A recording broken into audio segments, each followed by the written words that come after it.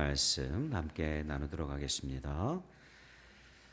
Book of Romans chapter 1 verse 1 through 7. 로마서 1장 1절에서 7절까지 말씀 돌아가면서 교독하겠습니다. 제가 먼저 읽습니다. 예수 그리스도의 종 바울은 사도로 부르심을 받아 하나님의 복음을 위하여 택정함을 입었으니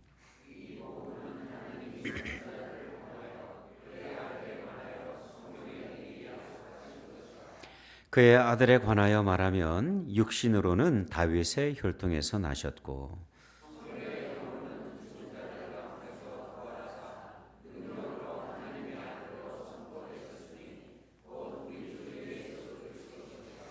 그로 말미암아 우리가 은혜와 사도의 직분을 받아 그의 이름을 위하여 모든 이방인 중에서 믿어 순종하게 하나니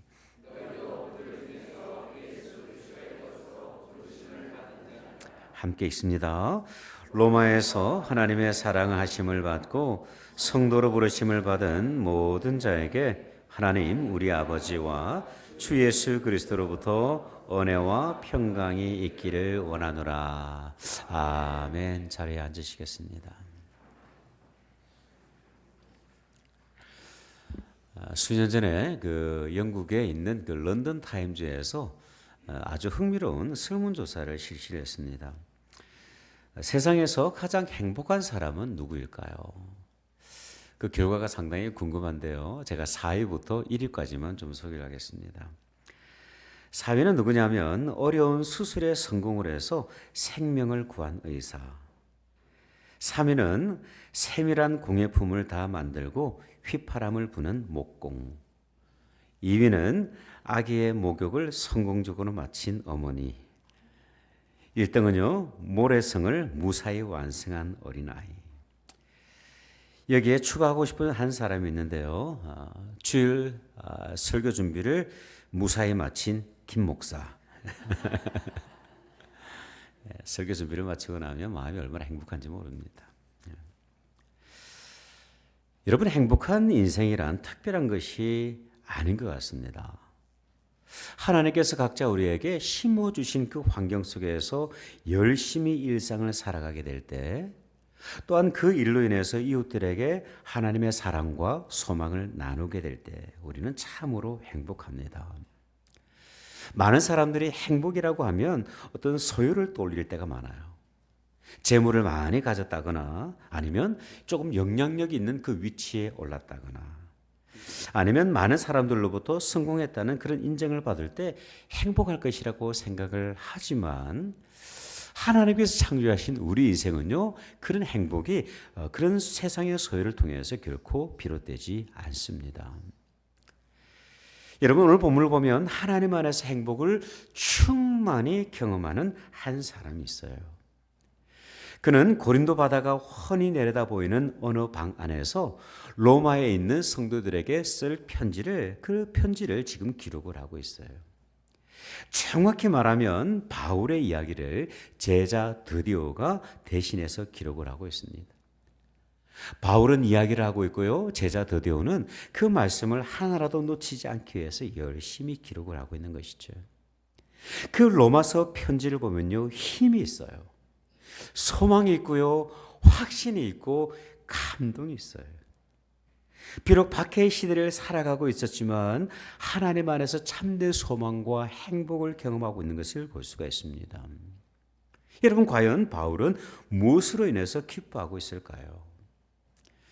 이 바울의 삶을 돌아보면요, 참으로 모든 것이 참 고난으로 가득합니다. 주님을 만난 이후에 복음을 전하면서 당했던 고난과 그 어려움이 지금도 여전히 진행 중에 있어요. 하지만 그는 지나온 삶을 돌아보면서 조금도 후회하지 않습니다. 오히려 고난 속에서 승리하며 또한 그 승리의 기쁨을 로마 교회 성도들과 함께 나누기를 원하고 있는 것이죠. 도대체 바울은 어떠한 인생을 살았기에, 도대체 바울은 어떤 인생을 살아가고 있기에 이런 기쁨과 감사와 행복으로 가득할까요? 참된 행복과 기쁨을 경험하며 살기를 소원하는 저와 여러분이 반드시 주목해야 될 그 참된 행복의 가치가 무엇인지, 그 모습이 무엇인지 말씀을 통해서 한번 살펴보기를 원합니다. 첫 번째, 참된 행복한 인생은 하나님의 은혜를 아는 인생입니다. 여러분, 사도 바울은요, 로마서를 기록하면서 가장 먼저 자신이 어떠한 존재, 자신의 정체성이 어떠한 인생인가를 분명히 소개를 하고 있어요. 1절을 보니까 이렇게 표현을 합니다. 예수 그리스도의 종 바울은 사도로 부르심을 받아 하나님의 복음을 위하여 택정함을 입었다 말씀을 합니다. 사도 바울의 정체성을 분명히 아는데요. 가장 먼저 자신을 어떻게 표현하고 있냐면 예수 그리스도의 종이다 그렇게 표현을 합니다. 성경 원어를 보니까 이 종으로 번역된 그 원어가 뭐냐면 둘로스라고 하는 단어인데요. 이 단어는 사실 종이라고 표현하기보다는 조금 본질적인 의미가 있는데 남자 노예라는 뜻을 가지고 있어요. 남자 노예, 슬레이브라는 뜻을 가지고 있어요. 이 노예라는 단어가 왠지 어감이 참 좋지는 않습니다. 그죠? 예수 그리스도의 종, 예수 그리스도의 노예라고 하니까 왠지 우리가 자유를 잃어버린 듯한 그런 느낌이 들어요. 사실 당시의 시대적인 상황을 이해를 한다고 한다면 이 노예라는 단어는 쉽게 사용할 수 있는 단어가 아니었습니다. 로마 시대의 노예는요, 무척 고단한 인생을 살고 있었어요. 그 노예들에게는 자유가 없었어요. 주인의 지시에 무조건 복종해야만 했습니다. 하루 종일 일을 하고도 삭슬 받지 않고 그냥 하루 삼시세끼 먹는 것으로 인해서 감사하며 살았던 인생들이 그 노예들이었어요. 심지어 주인으로부터 학대를 받거나 죽임을 당한다 할지라도 보장받을 수 있는 아무런 법적 보호를 받을 수 있는 자격이 없었어요. 그래서 많은 사람들이 그 로마 시대에 도망친 노예들이 많이 있었습니다. 성경에도 언급되고 있는 노예가 있죠, 그죠? 오네시모라는 인물입니다. 하지만 이 주인들은요, 참 기가 막히게 이 노예들을, 사유재산인 노예들을 쉽사리 잡아들이게 되었는데, 다시 도망쳤던 그 노예들을 다시 집으로 가져오게 되면 이 주인들이 했던 일이 있는데, 그 노예들의 이마에 F라는 글자, 이니셜을 딱 인두로 새기는 거예요. 라틴어로 도망자라는 의미를 가지고 있는 fugitivum이라는 단어를 그 이니셜을 다 이 이마에 새기고 있는 것이죠. 그래서 남은 평생 이 F라는 글자, 이 도망자라는 글자를 이마에 딱 새기고 살았던 인물들이 그 로마 시대의 노예들이었어요. 참으로 고단한 인생을 살고 있었습니다. 근데 여러분, 여기서 주목해야 될 사실은 뭐냐면 이런 노예들이 로마 교회 속에도 참 많이 있었다는 사실이에요. 역사학자들의 기록에 따르면 로마에 거주하던 사람들의 50%가, 시민들 50%가 노예였다고 합니다. 이것을 감안할 때 그 로마 교회 내에도 노예들이 많았을 것으로 추정이 되어져요. 이런 그들에게 노예라는 단어는 정말 듣기 싫은 단어, 혐오스러운 단어 아니었겠습니까? 그렇다면 왜 사도 바울은 이 자신을 혐오스러운 단어, 예수 그리스도의 종, 예수 그리스도의 노예라고 표현을 하고 있을까요? 예수님께서 바울을 노예로 부르셨기 때문에 그렇게 표현을 하고 있을까요? 아니에요.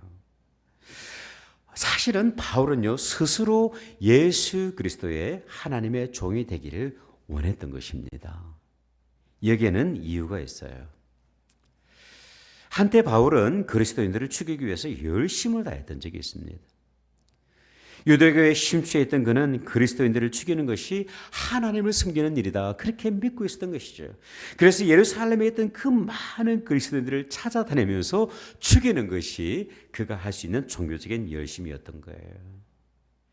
그런데 이런 그가 다메섹을 향하던 가운데 그 노정에서 살아계신 주님을 만나게 됩니다. 사도행전 9장 3절에서 5절은요, 성경은 이렇게 기록을 하고 있어요. 사울이 길을 가다가 다메섹에 가까이 이르더니 호련히 하늘로부터 빛이 그를 둘러 비추는지라. 땅에 엎드려 들음에 소리가 있으여 이르시되 사울아 사울아 내가 어찌하여 나를 박해하느냐 하시거늘 대답하되 주여 누구시니까? 이르시되 나는 내가 박해하는 예수라. 이 박해자 바울이 예수 그리스도를 인격적으로 만나는 회심의 순간이었어요. 지금까지 자신의 삶을 가장 거룩하고 아름답고 진지하게 살아왔다고 생각을 했는데, 그런데 알고 보니까 그 모든 열정이 오히려 하나님을 박해하고 있다는 사실을 비로소 깨닫게 된 거예요. 그 순간 이 사도 바울이 회심을 하게 됩니다. 그리고 회심하는 그 순간 자신의 전 생애를 주님께 온전히 드리기로 결정을 하는 것이죠. 하나님께서 바울을 노예로 부르신 것이 아니라 바울이 차원하여 하나님께 자신의 삶을 드리기로 결정을 한 것입니다. 여러분, 우리가 주님을 인격적으로 만나게 될 때, 살아계신 주님을 만나게 될 때 우리 안에 경험되어지는 본질적인 변화 하나가 있어요. 그 변화가 뭐냐면 인생의 주인이 바뀌는 거예요. 이전까지는 내가 내 인생의 주인이었어요.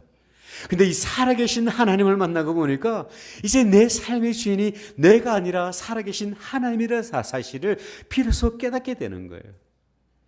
그래서 여러분, 우리가 예수님을 만날 때 우리 모두가 통일하게 고백하게 되는 성경 구절 하나가 있어요. 갈라디아서 2장 20절의 말씀입니다. 내가 그리스도와 함께 십자가에 못 박혔나니 그런즉 이제는 내가 사는 것이 아니요 오직 내 안에 그리스도께서 사시는 것이라. 이제 내가 육체 가운데 살아가는 것은, 이제 내가 거듭난 몸으로 오늘을 살아가는 것은 나를 사랑하사 나를 위하여 자기 자신을 버리신 하나님의 아들을 믿는 믿음 안에서 사는 것이라. 저 여러분이 예수님의 종으로 살고자 하는 이유, 저 여러분이 예수님의 노예로 살고자 하는 그 이유는 우리를 위하여 십자가에 죽으신 예수 그리스도의 거룩하신 사랑 때문입니다. 저는요, 하나님 앞에 불만이 정말 많았던 사람입니다. 어린 시절 열심히 교회를 다녔는데, 근데 내가 열심히 교회를 다님에도 불구하고 내 뜻대로 내 인생이 안 되는 거예요. 예수를 믿어도 여전히 경제적으로 너무 어려운 거예요. 찢어지게 집안이 가난해요. 학교에서는 등록금을 가져오지 않는다는 이유로 늘 사무실 앞에 두 손을 들고 벌을 서야만 했습니다. 벌을 서는 것도 억울한데 지나가시는 선생님들이 그 출석부 있지 않습니까? 이렇게 녹색으로 된 출석부 긴 거였어요. 그 표지는 나무로 됐어요. 그게 되게 아파요. 그 선생님, 지나가는 선생님들이 그 출석부를 가지고 어이구 어이구 그러면서 제 머리를 톡톡 치시는 거예요. 제 안에 분노로 가득했습니다.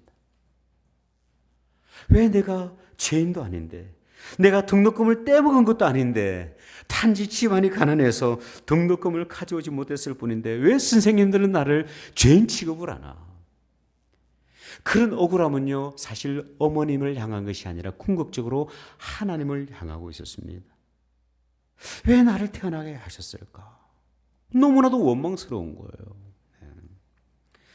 심지어 살아있는 것보다는 죽는 것이 오히려 행복하겠다는 생각에 제 몸에 칼을 가지고 제 손목을 끊기 시작을 했습니다. 그런데 참 감사하게도 이런 저를 하나님께서 만나주셨어요. 어머니를 따라 참석했던 그 금요철야 기도회에서 주님께서 요한복음 3장 16절의 말씀을 제 심장 가운데 심어주셨어요. 너무나도 잘 알고 있는 말씀입니다. 달달달달 외우는 그런 말씀이에요. 근데 그날 밤에 이 하나님의 말씀이 제 심장 가운데 마치 불덩이처럼 임했습니다.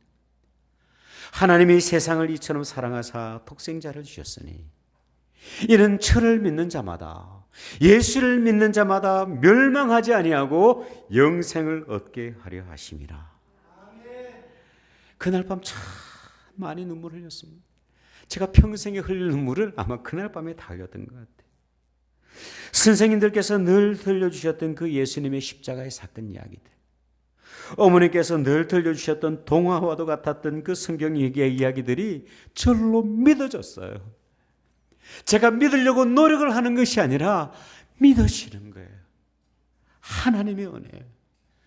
여러분, 우리가 하나님을 믿는 것은요, 우리의 의지로 되는 것이 아니에요. 성령께서 하시는 놀라운 역사입니다. 그래서 성경은 이것을 은혜라고 이야기를 하고 믿음이다 그렇게 말씀을 하고 있는 거예요. 그날 이후에 제 삶 가운데 중요한 변화 하나가 있었습니다. 삶의 환경은 여전히 어려워요. 고난이에요. 매 순간순간이 참 이게 고통의 순간이에요. 그런데 한 가지 본질적인 변화가 있었는데 그것은 무엇이냐면 제 삶을 하나님 앞에 드리고 싶었어요. 하나님께서 나를 부르지 않으신다 할지라도 내 삶을 하나님을 위해서 사용할 수만 있다고 한다면 기꺼이 제 삶을 드리고 싶었습니다. 그렇게 해서 세월이 지나 지금은 목회자가 되었어요. 저는 행복한 사람입니다. 때때로 목회로 인해서 여러 가지 이렇게 고민으로 인해서 잠을 못 이룰 때도 있는 것이 사실입니다. 그럴 때는 참으로 힘들게 느껴질 때도 있어요. 그런데요, 하나님의 나라를 위하여서 고민하고 잠 못 자는 그것조차도 곰곰이 생각을 해보면 제게 주신 하나님의 은혜요, 감사요, 행복한 조건이라는 사실이에요. 여러분, 행복한 인생은요, 하나님의 은혜를 아는 인생입니다. 십자가의 사랑을 경험한 인생이에요. 나를 향하신 하나님의 특별한 계획이 있음을 아는 인생입니다. 오늘도 하나님과 동행하며 살아가는 인생이고, 오늘도 나에게 일용할 양식을 공급하시는 분이 살아계신 하나님이심을 믿음으로 고백하며 살아갈 수 있는 인생은 참으로 행복한 인생입니다. 제가 정말 이렇게 즐겨 암송하는 시인이 하나가 있는데, 시 한 편이 있는데 뇌승마비 시인 송명의 시인의 작품이에요. 내가 행복한 이유라는 작품입니다. 내가 행복한 이유는 내게 재물이 많은 이유 아니요, 주님 내게 분깃된 이유 때문에. 내가 행복한 이유는 내게 친구가 많은 이유 아니요, 주님 내게 친구된 이유 때문에.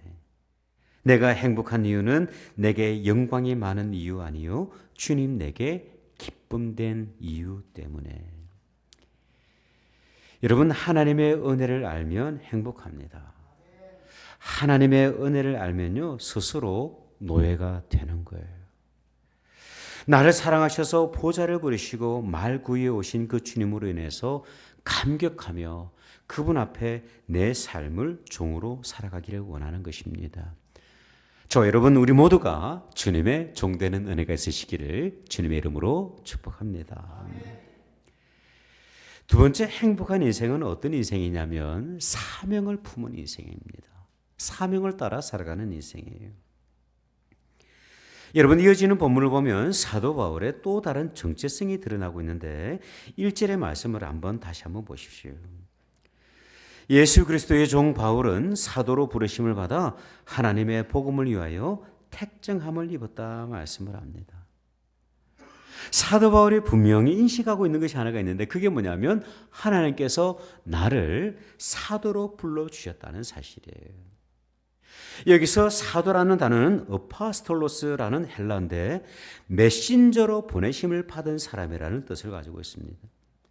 바울은요, 하나님께서 자신을 복음을 전하는 자로 불러주셨다, 택정하셨다, 예정하셨다는 사실을 정확하게 인식을 하고 있는 거예요. 그렇게 해서 그의 생애를 통해서 지냈던 그 복음의 내용이 2절부터 4절까지 쭉 기록이 되고 있어요. 이 복음은 하나님이 선지자들을 통하여 그의 아들에 관하여 성경에 미리 약속하신 것이라.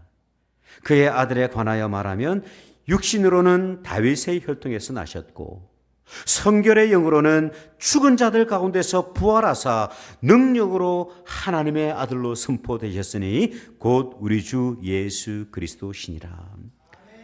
사도 바울은요, 이 복음을 위해서 부르심을 받았다는 사실을 너무나도 분명하게 인식을 하고 있는 거예요. 그리고 이 부르심의 사명을 감당하기 위해서 끝까지 남겨진 모든 생애를 주님 앞에 드리게 되는 것을 볼 수가 있습니다. 여러분, 사도 바울이 죽기 전에 기록을 한 성경 4권이 있어요. 가장 가까웠던 그 시간에 기록한 4권이 있는데 디모데 전후서와 그리고 베드로 전후서입니다. 특별히 디모데후서 4장 6절에서 8절을 보면요, 이렇게 고백을 하는 장면이 있어요. 전제와 같이 내가 벌써 부어지고 나의 떠날 시간이 가까웠도다.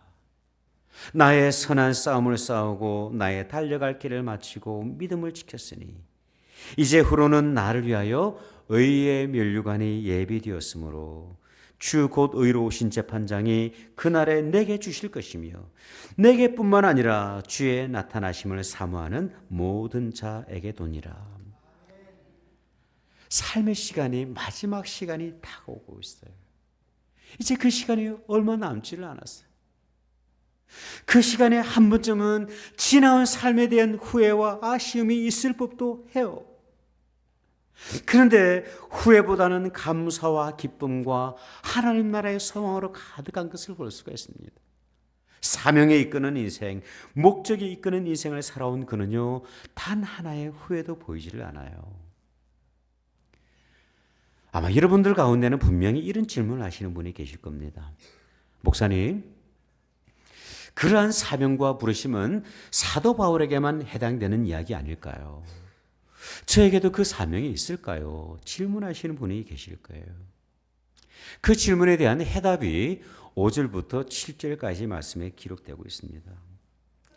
그로 말미암아 우리가 은혜와 사도의 직분을 받아 그의 이름을 위하여 모든 이방인 중에서 믿어 순종하게 하나니 너희도 그들 중에서 예수 그리스도의 것으로 부르심을 받은 자니라. 로마에서, 다시 말하면 올랜도에서 하나님의 사랑하심을 받고 성도로 부르심을 받은 모든 자에게 하나님 우리 아버지와 주 예수 그리스도로부터 은혜와 평강이 있기를 원하노라. 여러분, 복음의 사명은요, 우리 모두에게 통일하게 있습니다. 사도 바울에게만 있는 것이 아니라 저와 여러분에게도 이 거룩한 사명이 있는 거예요. 그래서 참으로 우리는 행복한 인생입니다. 저는 간혹 우리 성도님들의 인종을 바라보면서 저 스스로 질문하는 것이 하나가 있습니다. 언젠가 제 인생에도 마지막 순간이 다가올 텐데 그날 나는 과연 지나온 시간에 대해서 조금의 후회도 없을까? 지금 이 순간 주님께서 나를 하나님 나라로 부르신다고 한다면, 이 땅을 떠나야 한다고 한다면 나는 정말 주저함 없이 이 땅을 떠날 수가 있을까? 사랑하는 교회, 사랑하는 가족을 떠날 수 있을까? 서울 마포구 합정동에 가면 양화진이라는 곳이 있습니다. 한국에서 선교사로 사역을 하셨던 분들이 주님의 부르심을 받고 난 이후에 묻힌 곳이 바로 이 양화진이라는 곳인데요. 이곳에 묻히신 분 가운데 24살에 정말 아리따운 소녀 루비 캔득이라는 분이 있어요. 이분은 텍사스 남감리교회의 독실한 기독교 가정에서 태어나셔서 신앙생활을 하시다가 1907년 9월에 남감리교회 여성교부 파송으로 이 조선에 도착을 하게 됩니다. 개성에서 사역을 시작하신 이 선교사님이 한국어를 배우면서 그렇게 사역을 준비하셨는데요. 정말 안타깝게도 사역을 시작하신 지 8개월 만에 한국에서 순교하시게 됩니다. 너무 짧은 순간이었기 때문에 사역의 열매가 별로 보이질 않아요. 여러분, 이분이 이 조선 땅을 얼마나 사랑하셨는지, 얼마나 사명을 귀하게 여기셨는지 이 선교사님이 남기신 유품, 유일한 편지 한 통을 통해서 확인을 할 수가 있습니다. 이분이 주님의 품에 안기기 전에 텍사스에 계시던 그 부모님에게 보낸 편지가 유품으로 남겨 있는데요. 그 내용을 보면 이런 내용이 있어요. 사랑하는 아버지 어머니, 이곳 조선 땅에 오기 전 집들에 심었던 꽃들이 활짝 피어났다는 소식을 들었을 때 하루 종일 집 생각만 했습니다.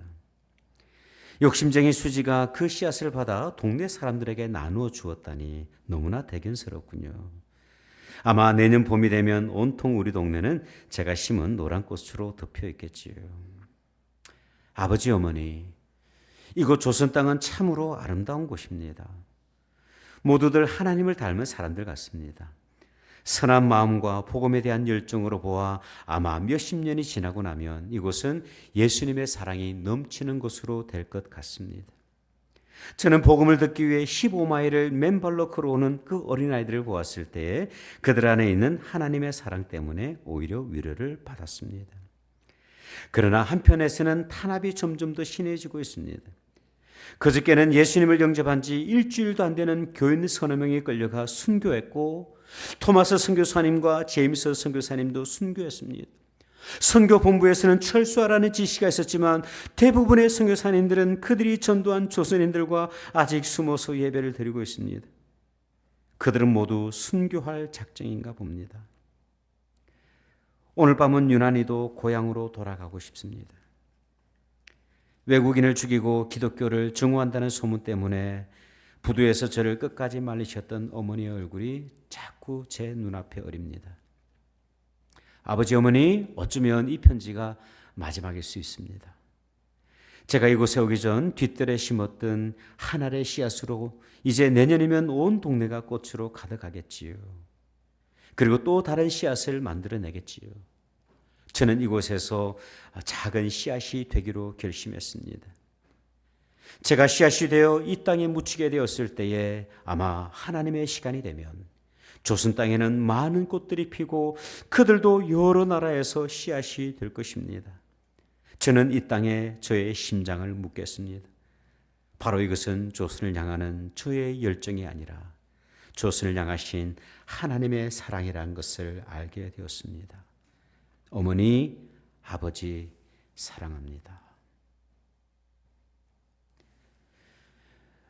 하나님의 은혜를 알지 못하는 사람들은 이토록 애처롭고 불쌍한 딸이 어디 있겠습니까?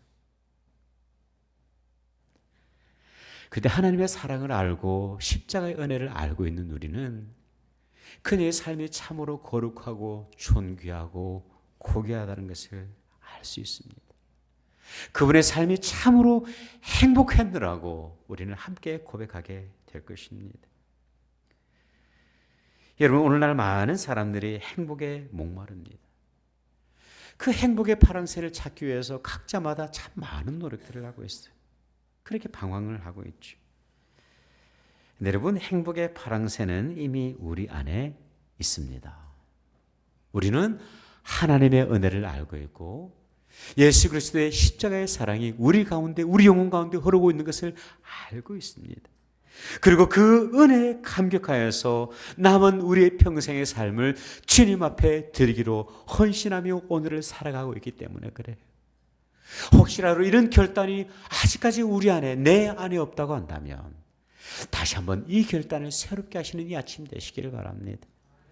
하나님의 은혜를 알고 십자가의 사랑을 알고 그분의 사랑을 기억하며 남은 평생 하나님의 그 창조의 목적을 따라 살아가기를 헌신하며 결단하며 기도하는 우리 모든 믿음의 공동체 되시기를, 행복한 인생 되시기를 주님의 이름으로 축원드립니다. 기도하겠습니다.